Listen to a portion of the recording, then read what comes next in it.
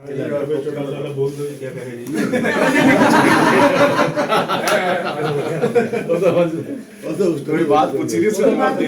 हरियाणा प्रदेश के पूर्व मुख्यमंत्री एवं नेता प्रतिपक्ष भूपेंद्र सिंह हुड्डा आज रविवार को 3 बजे के करीब करनाल की नई अनाज मंडी में पहुंचे और मीडिया से रूबरू हुए। इस मौके पर उन्होंने करनाल में हुए धान घोटाले की निष्पक्ष जांच करने की मांग की। मीडिया के माध्यम से करनाल से देख रहे हैं पूर्व मुख्यमंत्री भूपेंद्र सिंह हुड्डा यहाँ मीडिया से रूबरू होने के बाद आम लोगों से मिल रहे हैं। चैनल से जुड़े रहिए।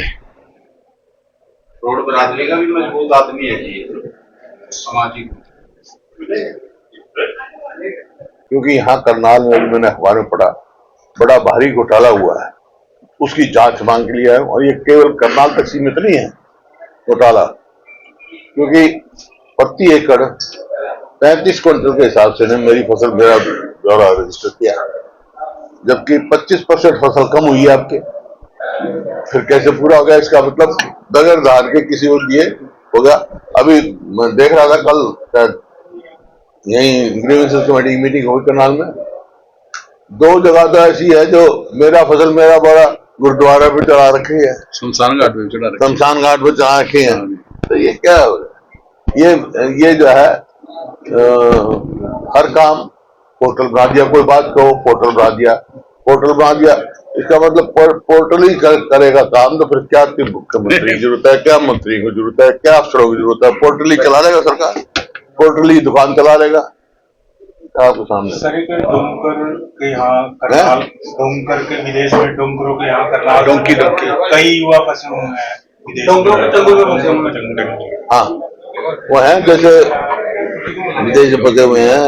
कुछ जैसे रशिया से वो गया था तो अपने लेटर पत्र व्यवहार किया, उसकी तो डेड बॉडी आ गई।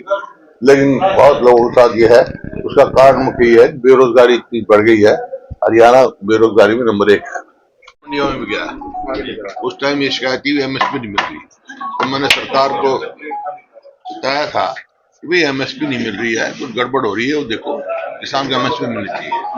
लेकिन आज भी मेरे को आना पड़ा क्योंकि मेरे पास फिर शिकायतें पहुंची है, किसान को एमएसपी नहीं मिल रही। एक प्रति क्विंटल जो है 500, 500, 600 कहीं कटौती चल रही है और उसका एमएसपी नहीं मिल रही है किसान को। और करनाल में खासतौर पर यूँ आया, मैंने अखबार में पढ़ा यहाँ बड़ा भारी घोटाला हुआ है, क्योंकि 35 क्विंटल एकड़ के हिसाब से मेरा फसल मेरा 12 का रजिस्ट्रेशन कर दी इनने, और जबकि फसल 25% कम हुई है आपके। फिर कैसे पूरे हो गए भाई? कहां से हो गया? मतलब बगैर धान लिए पैसे दे दिए और किसान को पूरा दिया नहीं, जबकि इनका वायदा था कि 2022 तक हम किसान की आमदनी दुगनी करेंगे।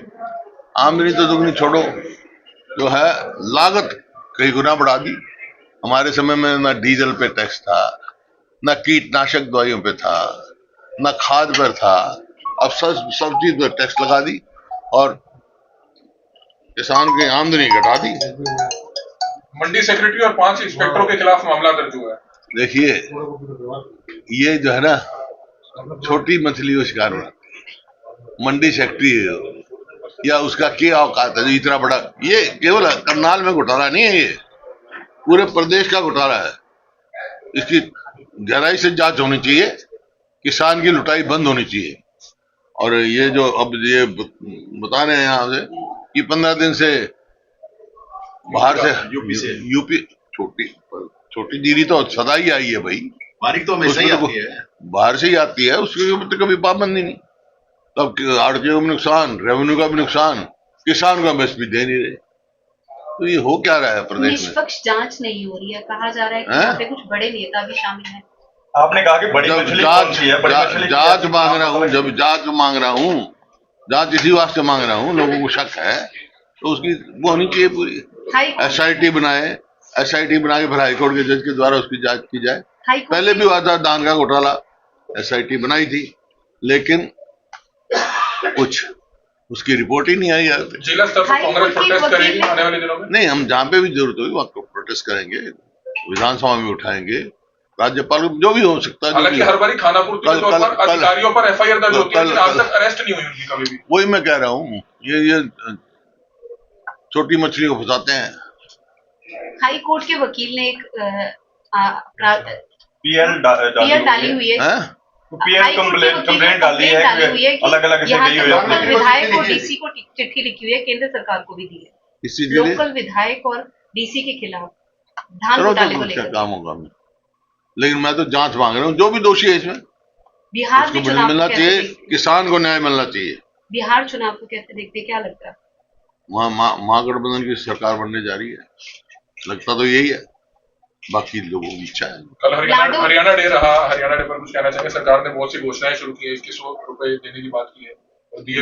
ये महिलाओं का एक मजाक किया है इन्होंने। मैनिफेस्टो में कहा कि 18 साल और उससे ऊपर जितनी महिलाएं होंगी हम देंगे, जिनको पेंशन नहीं मिलती उनको देंगे। वो तो 85 लाख महिलाएं हैं ऐसी, पेंशन कितने दे रहे हैं? अब तक रजिस्ट्रेशन पहले 2 लाख का हुआ, अब पीछे 15-20 दिन में शायद 5 लाख का कुछ हुआ है, तो देंगे न कर दिया वायदा पूरा, जबकि वायदा सबको देंगे। वायदा तो ये भी था 3100 रुपए दान का देंगे, भाग नहीं था। बिल्कुल जी। बोलते क्यों नहीं तुम? कहाँ क्या मिले किसी को? तो वायदे तो इनके ऐसे ही भाई। किसान कह रहे हैं कि उसको 1800, 1900, 2000 दिया गया और बाकी किसी और को फायदा पहुंचा दिया। मैं कह रहा हूँ ना, कटौती की जाती है किसान को, दिखाया पूरा जाता है, और ये बड़ा भारी घोटाला है इसकी। पीडीएस का चावल जो आ रहा है, अब भी गाड़ियां कई शहरों के आगे खड़ी हुई हैं, कई जगह गोदामों में खड़ी हैं जो बिहार से आई हुई हैं।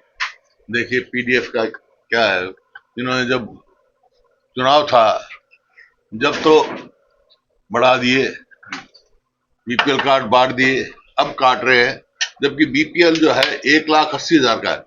सब 85% लोग बीपीएल थे हरियाणा में, अब उनकी कटौती करे, और एक तो उनकी कटौती करे 1,80,000 से घटा के अब महिलाओं के बारे में 1 लाख कर दिया, उनकी 1,80,000 में छोड़ी, वो घटा के बिल्कुल 1 लाख कर दिया ताकि उनको महिलाओं को मिल ना सके कोई लाभ। क्राइम लगातार बढ़ता जा रहा है, क्राइम जीरो टॉलरेंस, भ्रष्टाचार के प्रति जीरो टॉलरेंस की नीति रखते हो, आपको क्या लगता आपको लग रहा है? है? आपसे कुछ नहीं, मैं तो बता दूंगा, मैं तो कहता हूँ, तो आप भी तो बता दो कभी। हम तो देख रहे हैं, देखते बताते नहीं है। इसका मतलब भारी भ्रष्टाचार है। सर क्राइम लगातार बढ़ता जा रहा है। पीछे करनाल में म्यूजिक कंपनी में भी गोलियां चली हैं। मैं कह चुका हूँ ये कि भाई ये हरियाणा जो है पूरे देश में सबसे ज्यादा असुरक्षित प्रदेश है। ये मैं नहीं कह रहा, गृह मंत्रालय की रिपोर्ट कह रही है।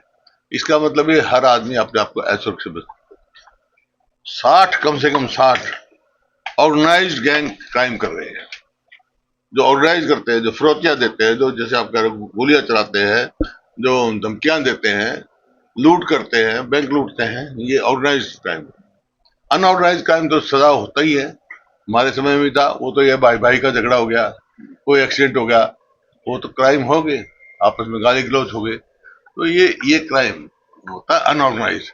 लेकिन हरियाणा में तो ऑर्गेनाइज क्राइम हो रहा है, 60 से ज्यादा ऊपर हुआ है। सरकार कहती है कि रोजगार दे रही है, लेकिन बच्चे डिवोट होके आ रहे हैं। गवर्नमेंट कहती है कि बेरोजगारी नहीं है, लेकिन बच्चे डिवोट होके आ रहे हैं लगातार। डंकी के माध्यम से जो बच्चे गए थे, 2 की डेथ भी हुई है कैथल के की, और भी कई फंसे हुए हैं, ईरान फंसे हुए हैं। बड़ा अफसोस की बात है। एक उसका मुख्य कारण यह है कि बेरोजगारी इतनी बढ़ गई है, लोग अपनी जमीन बेचकर बच्चे बाहर जाने के रोजगार की तलाश में जा रहे हैं। यहाँ रोजगार मिले तो कहाँ जाने की जरूरत पड़े। यहाँ तो 1,20,000 जब चुनाव था, 1,20,000 या 25,000 जितने थे कौशल रोजगार निगम में लगा रखे थे। ये वायदा था हम पक्का करेंगे, उनको निकाले, पक्का क्या करें। पूरे 1 साल में कुल 10,000 नौकरियां लगी। ये तो हुआ। आज यूनिवर्सिटी में जो कि एक शिक्षा का वो है, पूरी यूनिवर्सिटी का आप हिसाब लगाओ तो 50% के करीब सैंक्शन पोस्ट खाली है, दोनों टीचर्स में भी और नॉन टीचिंग में भी।